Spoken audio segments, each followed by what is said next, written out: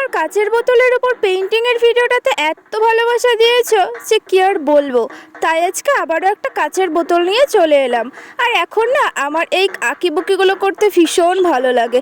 আর এই সব আঁকিবুকি দেখে মা আমাকে সবসময় কি বলে জানো তো, যে এসব কি অকাজ করছিস। আমি যে এই অকাজগুলো করেই শান্তি পাই। যখনই আমার মন খারাপ থাকে রং আর তুলি নিয়ে বসে পড়ি এইসব অকাজ করতে।